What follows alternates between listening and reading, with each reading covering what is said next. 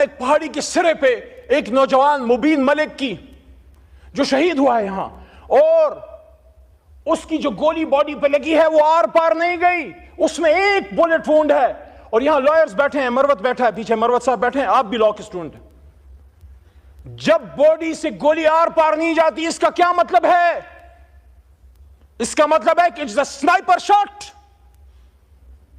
उसकी छोटी बच्ची आयत नूर, यकीन करें बहुत खूबसूरत फरिश्ते जैसी छोटी सी बच्ची उसके बाप के हाथ में थी, और उसकी कब्र पर मैं बैठा और उसके बाप की खाली आंखें, क्योंकि उसका बेटा यहां शल पंप पे मजदूर था।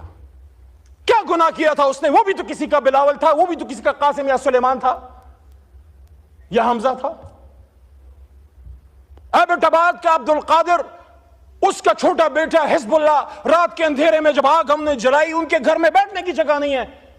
एबटाबाद की सर्दी का आपको पता है, खुले आसमान तले आग जला के हमारे साथ वो बैठे हुए थे। उसका छोटा बच्चा हिजबुल्लाह जो मदरसे और स्कूल में पढ़ता है, सवाल करता है कि मेरा बाप क्यों मरा?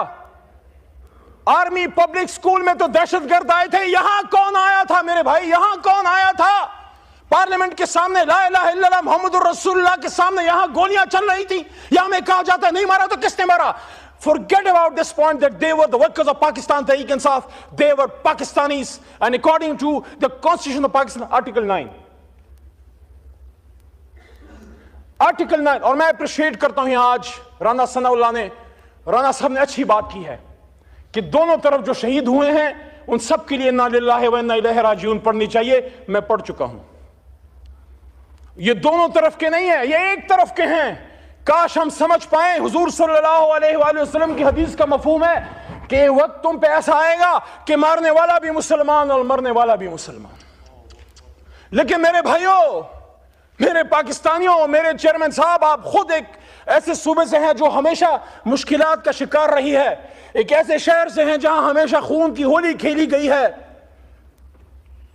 मुझे जिस चीज का दुख है बतौर पाकिस्तानी, आप सब मेरे भाई हैं, मेरे किसी से नफरत नहीं है। वहां जिस सीट पे अता तारड़ बैठे हैं, वहां मैंने जब 9 अप्रैल की रात स्पीच की थी, आप इधर 170 बैठे हुए थे। मुझसे अक्सर पूछा जाता है तुम्हें डर नहीं लग रहा था उस रात? तुम अकेले थे और ये 170 थे। मैंने कहा मैं उनको दुश्मन नहीं, सिर्फ एक सियासी मुखालिफ समझता हूं, मुझे उनसे कोई डर नहीं था। लेकिन मुझे जिस चीज का दुख है वो ये है कि जो यहां डी चौक पे शहीद हुए हैं आगा साहब, उनकी न सिर्फ जान गई है बल्कि उनका मान भी टूटा है। मैं दिल के दर्द से ये कह रहा हूं, उनको ये पता था कि गिरफ्तार हो जाएंगे, आंसू गैस चल सकती है, लाठी चल सकती है, हाथ पैर टूट सकते हैं, लेकिन जो गोली हमने इनको हिंदुस्तान पर चलाने के लिए दी है वो मेरे सीने से आर पार कभी नहीं होगी, कभी नहीं होगी, कभी नहीं होगी। ये गोली तो उन लोगों के लिए हमने तुम्हें दी है कि जो लोग श्रीनगर में मुसलमानों का खून बहाते हैं, ये गोली पाकिस्तानियों पे चलाने के लिए नहीं, ये गोली पाकिस्तान और इस्लाम के दुश्मनों पे चलाने के लिए है। और आज हमसे बात की जाती है कि बताओ, हमारे पश्तो में कहते हैं मड़ुम शुमो पड़ुम शुम, मार भी दिया और मैं ही गुनाहगार। मुगल नयम ची गमुन तबजाड़म, मरवत से तो पे पोएगी मुगल नयम ची जख्मुन तबजाड़म, खपुल इंतहाब खपुल इंतकाम पपर हरुद किरण गाड़म, ज़पुख्तुन चिलक दमशम लक समशम, दज़रे ज़रे हिसाब बदर नवाड़म, वक़ुल जाल हक़ व ज़ाक़ल बातिल इन्नल बातिल काना ज़हूक़ा। मुज़ाकरात निकल आएगा, इमरान खान भी इंशाअल्लाह 500 दिनों से खड़ा है। हम मुज़ाकरात की भीख नहीं मांगते। अगर तुम समझते हो कि उसका अंदर रख के मुल्क चला सकते हो, चला के देख लो। हम एक मुतालबा करते हैं, डी चौक के खून का इंसाफ चाहिए, हमें और कुछ नहीं चाहिए। मुझे भी साथ इमरान खान के अंदर डाल दो। 78 दिनों तक रहा हूं मैं। ख्वाजा साहब ने कहा ना, मैं उस बात से एग्री करता हूं। ख्वाजा आसिफ ने कहा कि इज्जत से जेल गुजारनी चाहिए। 78 दिन तक रहा हूं। एक ऐसे आदमी का पोता हूं जिसने पाकिस्तान बनाया था, इस आदमी के साथ जेल का दुख नहीं। जिस कोठरी में 6/8 में मुमताज कादरी को आपने रखा, उसमें मैं रहा।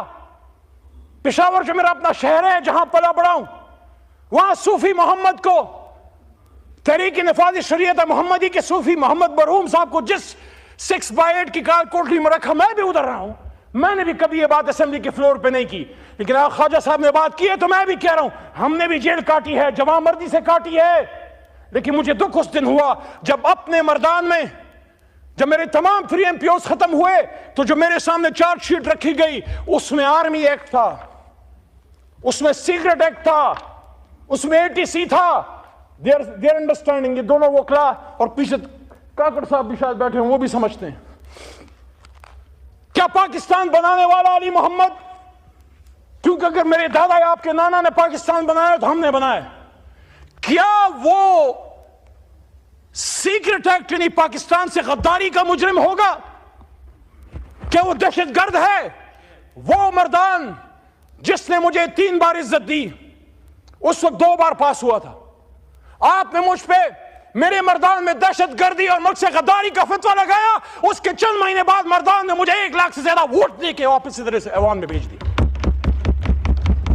देखिए, खुदा लगती बात करें, ये पाकिस्तान मगरिबी पाकिस्तान वालों ने नहीं, मशरिकी पाकिस्तान वालों ने बनाया था, बंगालियों ने बनाया था। हम उनको सेकंड दर्जे के सिटीजन समझते थे, हम उनसे बात करना तौहीन समझते थे, हम समझते हैं ये लड़ नहीं सकते, हम समझते हैं सिविल सर्विस नहीं चला सकते।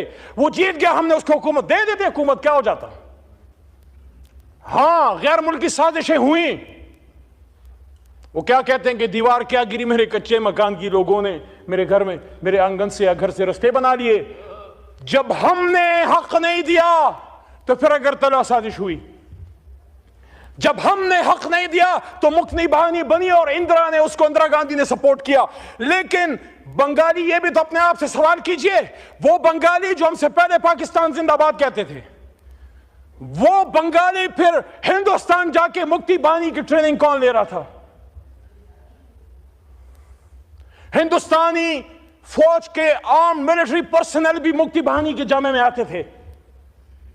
लेकिन हम तो इतने संग दिल हैं कि उस माहौल में जब एक साजिश हुई, हमारी गलतियां हुई, पॉलिटिकल, हमने एक्सपीडियंसी का मुजाहरा किया, हमने मिलिट्री ऑपरेशन किया, लेकिन उस माहौल में मशरिकी पाकिस्तान में जिन लोगों ने पाकिस्तान जिंदाबाद कहा, जिन लोगों ने इस्लाम जिंदाबाद कहा, कायद-ए-आज़म जिंदाबाद कहा, जिन्होंने पाक फौज उस वक्त जिंदाबाद कहा, उन बहारियों को आज तक अपने इस मौजूदा पाकिस्तान में आप शनाख्ती कार्ड तक देने के रवादार नहीं। पाकिस्तानी तो मानो जिसने चलती गोलियों में पाकिस्तान जिंदाबाद कहा। कहानी बड़ी लंबी है, शॉर्ट करते हैं 3-4 मिनट में, आपका शायद जब्त इतना ना हो।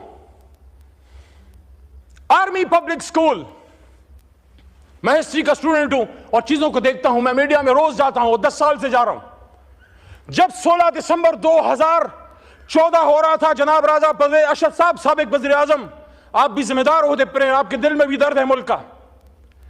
उस वाकये से चंद दिन पहले Indian security adviser Ajit Doval on ऑन रिकॉर्ड कहा था, हम इस पाकिस्तान को सबक सिखाएंगे, अब इनको तकलीफ देंगे। शहरयार भाई बैठे, इंटीरियर मिनिस्ट्री चलाई, इनको इन चीजों का पता है। क्या हमें वो दुख, वो दर्द महसूस होता? आंखों से आंसू चले जाते हैं। लेकिन वो माएं कहती हैं, हमारे बच्चों को शहीद मत कहो। हमने उनको स्कूल शहादत के लिए नहीं, उनको स्कूल का बैग पीछे बांध के भेजा था। उन्होंने इंजीनियर बनना था, उन्होंने डॉक्टर बनना था, उन्होंने आपकी कुर्सी पे बैठना था। जनाब चेयरमैन साहब, उनको उस छोटी सी उम्र में मासूम शहीदों को, यह सिर्फ एक शहादत नहीं है, अगर हम इसको समझें, गैरत है बड़ी चीज जहाने तगदों में। चेयरमैन साहब, गैरत है बड़ी चीज जहाने तगदों में, पहनाती है दरवेश को ताजे सरेदारा। ये हिंदुस्तान ने हमारे मुंह पे थप्पड़ मारा था कि तुम्हारे घर में घुस के तुम्हारे बच्चों को शहीद कर सकते हैं, आधा मुल्क भी तोड़ सकते हैं, शहीद भी कर सकते हैं, और तुम लगे रहो आपस में एक दूसरे के कपड़े उतारने। To cut the long story short, hybrid की बात होती है। चलिए इस पे एक बात करके फिर इसी मजाकरात वाली बात पे आते हैं। बड़ी हाइब्रिड की बात होती है, वो मैंने उधर से शुरू की थी, बेनजीर साहिबा के पाकिस्तान आने के। मैं नहीं कहता कि हम 100% कोई ऐसी, मैं कहता हूं कि आसमान से फरिश्ते हैं, हमसे गलती नहीं हुई, लेकिन हमने अगर गलती की है तो 2011 के बाद की होगी। जनाब राना सनाउल्लाह साहब 30 अक्टूबर के बाद शायद की हो। 1988 में जब बेनजीर वजीर आजम बन रही थी, आप मुझे बताएं, उसके 2 साल बल्कि 18 महीने टू बी वेरी एग्जैक्ट, वो हाइब्रिड रजीम नहीं थी क्या? IGI जब बनी हाइब्रिड रजीम नहीं थी क्या? हमीद गुल साहब इज ऑन रिकॉर्ड कि उसमें जब उसामा बिन लादेन का पैसा इस्तेमाल हुआ बेनजीर के खिलाफ, क्या वो हाइब्रिड रजीम नहीं थी क्या? ये आज की कहानी तो नहीं, 100 बरसों की दास्तान है जनाब चेयरमैन साहब। 3-4 चीजों का बड़ा दुख है मुझे। मैं कभी पीपल पार्टी का वर्कर सपोर्टर नहीं रहा, आज भी मैं कहता हूं मुझे बड़ा अजीब लगता है। सदर आपका बैठा है, चेयरमैन सेनेट आपका बैठा है, चारों गवर्नर आपके बैठे हैं, 16 महीने आप इधर इख्तिदार में बैठे रहे, आज भी आप उन सीटों पे हैं, आज भी आप रोना रोते हैं। आ जाए इधर हमारे साथ और एक जेन्युइन अपोजिशन करते हैं। वो कहते हैं तो इधर उधर की ना बात कर, ये बता के काफिला क्यों लूटा? तेरी रहजनी का गिला नहीं, तेरी रहबरी का सवाल है। मेरे चेयरमैन साहब, हम मामलात को सुलझाने वाले लोग हैं। मैं जिस इलाके से हूं, बचपन में लोरी में हमें बंदूक और तलवार सिखाई जाती है। जुखशाल तुरा पलास कफन पगाड़ा बड़ा पासम कि खबर शुम च पुख्तुन दचा गुलाम शो। मैं खुशाल खान खटक कब्र से हाथ में तलवार और कफन पहने निकलाऊंगा अगर मुझे यह पता लगा कि पख्तून या मुसलमान किसी का गुलाम बन गया। लेकिन हम आपस में लड़के जीत भी गए तो किससे जीतेंगे? लाश तो पाकिस्तानी की गिरी है ना। अगर इधर अनीस सत्ती की गिरी है इस्लामाबाद में, मैं सब जगहों पे गया हूं। वो अपनी मां को ये कह के गया था चेयरमैन साहब कि मेरे लिए दुआ करना, मैं अपने लीडर को आजाद करने निकला हूं। आपके भी लीडर के लिए लोगों ने अपने आप पे आग लगाई थी, खुदकुशियां की थी जनाब। हालांकि खुदकुशी इस्लाम में हराम है, लेकिन मेरे भी लीडर के लिए मरते वक्त उन्होंने खून से कैदी नंबर 804 लिखा है। Look at the commitment of the level of the workers of Pakistan Tehreek Insaf. Imran Khan को किसी ने अकेला नहीं छोड़ा। मियां साहब का गिर अपनी जगह दुरुस्त है। जब मियां साहब ने फरमाया कि उनको कहा जाता था कि कदम बढ़ाओ मियां साहब, हम तुम्हारे साथ हैं, लेकिन जब मुशर्रफ का आहनी हथौड़ा चला, जुल्म हुआ, इमरजेंसी कायम हुई, मियां साहब ने देखा तो मादूद चंद लोग थे, एक जावेद हाशमी था, उसको भी फिर आपने प्रॉपर्ली ओन नहीं किया। लेकिन ये क्या कहें, हमारा भी उसी तरह का दर्द है। ऐसा ना हो जो खड़े थे इस तरफ कल को फिर वो पीछे ही खड़े रहे और जो निकल गए थे वो फिर आगे बैठे हों।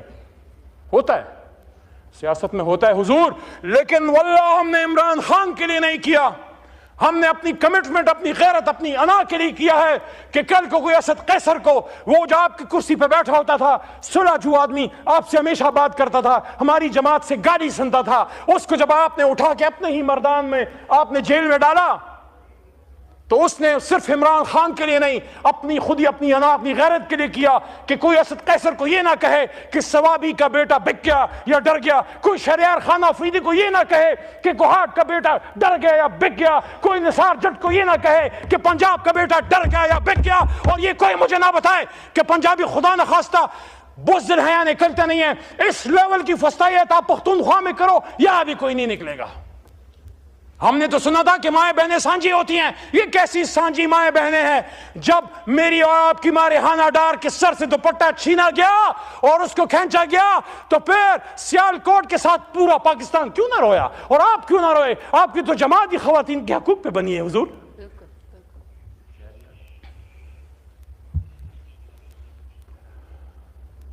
22 नवंबर आखिर में आता हूं, मुज़ाकरात।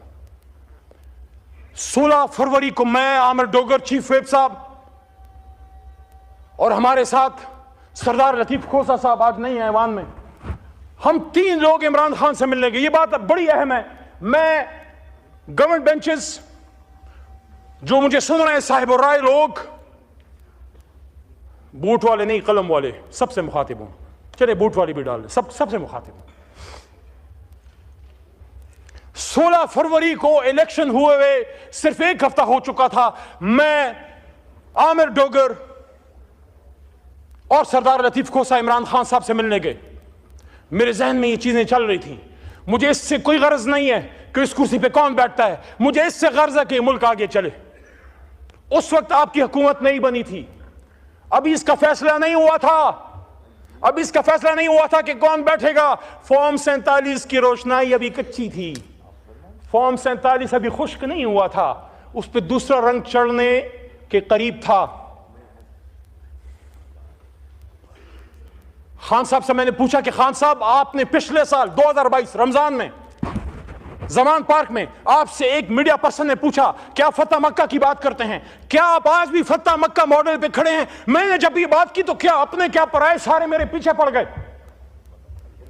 और यार, आप मुझे इमरान खान से वफा मत सिखाओ। आप जब और जमातों में बैठ के जी भुट्टो कहते थे, या जब मियां साहब आवे आवे कहते थे अली मोहम्मद इमरान खान के साथ, तब भी खड़ा था, आज भी खड़ा है और इंशाल्लाह बाद में भी खड़ा होगा। मैं जो बात करता हूं इसलिए करता हूं कि इमरान खान निकले, मुल्क आगे जाए। मैंने खान साहब से कहा आप खड़े हैं? उन्होंने कहा हाँ, मैं फतह मक्का मॉडल पे खड़ा हूं। और फतह मक्का मॉडल का क्या है कि जीत के बाद इंतकाम नहीं, आम माफी। लेकिन उसको आम माफी तो रसूलुल्लाह सल्लल्लाहु अलैहि वसल्लम भी नहीं दे सकते थे जिसने किसी का खून बहाया। वो तो किसास की बात है, वो तो अदालत की बात है, सियासी इंतकाम नहीं।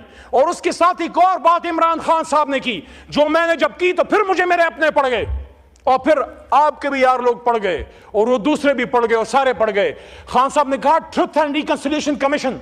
उन्होंने कहा कि नेल्सन मंडेला ने ट्रुथ एंड रिकंसिलिएशन कमीशन कायम करके अपने मुल्क को आगे ले गया। बल्कि उनके अल्फाज to be exact quote and quote ये थे कि वेस्ट ने, इमरान खान साहब ने कहा कि वेस्ट ने हमारे नबी पाक सल्लल्लाहु अलैहि वसल्लम की तालीमात को अपना के फतह मक्का मॉडल को लेके ट्रुथ एंड रिकंसिलिएशन कमीशन बनाया, और देखो वेस्ट आज कहां चला गया और हम किधर खड़े हैं। मैंने 12 की ये बात की इलेक्शन कमीशन के बाहर, दोस्तों को याद होगा अगर इधर कोई है, इलेक्शन कमीशन के बाहर मैंने कहा कि खान साहब कहते हैं कि हम ट्रुथ एंड रिकंसिलिएशन कमीशन, तो रिकंसिलिएशन पे तो जोर दिया कि अली मोहम्मद कहता है रिकंसिलिएशन। मैंने ट्रुथ पहले की है, पहले ट्रुथ देन रिकंसिलिएशन। सच बोलना पड़ेगा। 2 मिनट और। 22 नवंबर, ये फैक्ट्स आपके सामने आने चाहिए, पूरी कौम सुन रही है। 22 नवंबर को हमें हमारी पॉलिटिकल कमेटी ने जनाब इमरान खान साहब से मिलने भेजा, हमें नहीं मिलने दिया। मैं था उसमें, चेयरमैन गौहर थे उसमें, सेक्रेटरी जनरल राजा थे हमारे, राजा साहब, उसमें हमारे साथ रऊफ हसन साहब और सरदार लतीफ खोसा। हमारा काम क्या था? हमने इमरान खान साहब को यह कहना था कि ये जो एहतजाज है उसको आप मुलतवी ना करें, खत्म ना करें, सिर्फ ऑन होल्ड कर लें, इस्लामाबाद की पेरिफेरी में कहीं बिठा दें ताकि गुफ्तगू जो चल पड़ी है वो गुफ्तगू किसी अंजाम तक पहुंच सके। हमें मिलने नहीं दिया। अपनी मंजी तले डांग फेरे सियासी लोगों। कौन है जो हमें लड़ाना चाहता है? किसको पता था कि हम किस लिए जा रहे हैं? कौन चाहता था कि डी चौक पे खून बहे? हम तो सारी लीडरशिप इमरान खान को इस पे कन्विंस करने गई थी कि खान साहब बाहर बैठ जाते हैं फिलहाल, और मौका दें मुज़ाकरात को कि शायद आप निकल आए, सिरान निकल आए और मैंडेट की वापसी का कोई सिस्टम हो। बड़ा मेरे पे सवाल होता है तुम किधर थे? 25 को मैं अडियाला के करीब रोडों पे था, एक नामालूम गाड़ी में जो मेरी अपनी जाती है, एक ड्राइवर के साथ पुलिस के नरगों में से पीछे बैठे मैं निकल रहा था। उस दिन मुझे काली शीशों की गाड़ी का जरा अफादियत का अंदाजा हुआ। पुलिस वालों के बीच में से पहुंच के मैं अडियाला पहुंचा। यहां राणा साहब ने कहा ना कि इजाजत दी गई थी। राणा साहब, अली को इजाजत नहीं मिलती, क्योंकि किसी को पता है कि अली जो है मामलात को ठीक करना चाहता है, अपने लीडर को बगैर लड़े बगैर खून बहाए निकलवाना चाहता है। उस दिन गौहर साहब को भेजा गया अंदर, सैफ साहब को भेजा गया अंदर, अली मोहम्मद फिर भी 2 घंटे अडियाला के बाहर बैठा रहा, और उसके बाद 5-6 दफा मैं गया हूं, मुझे नहीं मिलने दिया जाता, क्योंकि हम चाहते हैं ये खून बहना बंद हो, ये लड़ाई मार कुटाई बंद हो, आप बात करें और निकले इस जंजाल से, इस मुसीबत से। इमरान खान भी सहवान में आए, मियां नवाज शरीफ भी आए। और अब आखिरी बात की तरफ आता हूं। देखें, हम स्कूल गोइंग थे जब मियां साहब वजीर खजाना थे। बिलावल साहब अपनी मां की गोद में जेल के आगे बैठे रहते थे। नस्ल जवान हो गया। आज बिलावल की खुद शादी की उम्र है, उसकी माशाल्लाह जो सिस्टर हैं उनकी माशाल्लाह अब बच्चे हैं। इतना वक्त गुजर गया बीच में। मियां साहब की अपनी बेटी वजीर आला बन गई, इमरान खान साहब वजीर आजम बन गए, एक नस्ल जवान हो गई, दूसरी शादी की उम्र तक पहुंच गई। लेकिन पाकिस्तान में म्यूजिकल चेयर खत्म नहीं हुआ, लड़ाइयां खत्म नहीं हुई, आपकी हाइब्रिड रजीम खत्म नहीं हुई। आपकी लोगों को यह एक फैसला कर लो कि पाकिस्तान को चलाना है तो पार्लियामेंट से चलाना है। रावलपिंडी अगर जाना है तो सिर्फ किसी की दुआ या तकरीब में जाएं, किसी से इशारे में इशारे ना लें, अपने अल्लाह से इशारे लें, अपने अल्लाह के हुक्म पे आए, अवाम की ताकत से आए, अवाम की वोट से आए, और उनको भी बताएं जब तक आप अपने आखिरी बात आप अपने आईनी रोल में होंगे, जब तक आप अपने आईनी रोल में होंगे, जब तक आप बॉर्डर्स की हिफाजत करते हैं, जब तक आप हिंदुस्तानी सांपों को कुचलते हैं, हम आपको अपने सर पे बैठाते हैं। लेकिन जब आप हमारे अपने मुल्क में हमारे बच्चों के सर कुचले जाते हैं, फिर हमें दुख होता है, फिर हमें तकलीफ होती है, और फिर हम सवाल करते हैं। और जब सवाल करते हैं तो अपनी शहर मर्दान में फिर आर्मी एक्ट और सीक्रेट एक्ट और एंटी टेररिज्म एक्ट, और क्या सिर्फ हम पे लगे, आप पे नहीं लगे? तो जनाब 70 साल की हो गई ये लीडरशिप, इज्जतें भी देख लें, जेलें भी देख लें, मुल्क से दरबदर होना भी देख लिया। 70 के बाद या 60 के बाद तो फिर अल्लाह ही याद आता है। मियां साहब इज 70+, जरदारी साहब इज 70+, इमरान खान साहब इज 70+, और